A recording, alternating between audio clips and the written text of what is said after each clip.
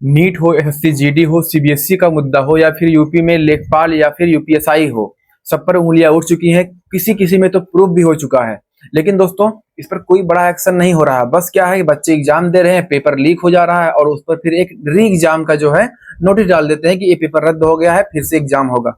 जो दोस्तों बच्चे अपने घर से इतने दूर तक जाते हैं, उनके जाने आने और उनके समय और उनके जो टाइम है, उन सब का जो है हिसाब कौन देगा।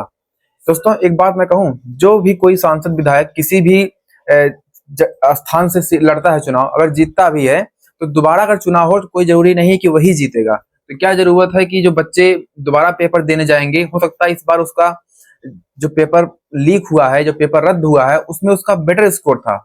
अब जो पेपर देने जाएगा हो सकता है कि उसमें प्रेशर अधिक हो, उसका स्वास्थ्य उस तरह से अब ठीक ना हो, तो उसके मार्क्स में कमी तो आएगी।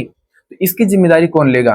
दोस्तों ये पूरा जो नेरेटिव है ना, इस पर आप कितनों भी कुछ भी कर लीजिए, जब तक लिए इसको पूरी तरह से डिलीट करके फिर से कोई नया एक जो है रूल, फिर से कोई नया एक व्यवस्था नहीं खड़ा किया जाएगा, तब तक ये रुकने वाला नहीं है। क्योंकि दोस्तों केवल पेपर लीक का मामला नहीं है, ये पूरी जो व्यवस्था है ना, ये पूरी व्यवस्था ही सड़ चुकी है। क्योंकि सुप्रीम कोर्ट भी बार बार हस्तक्षेप करता है, कभी कभी सरकारें भी प्रेशर में आके कुछ ना कुछ बयान कर देती हैं, लेकिन ये रुकने वाला मुद्दा नहीं है।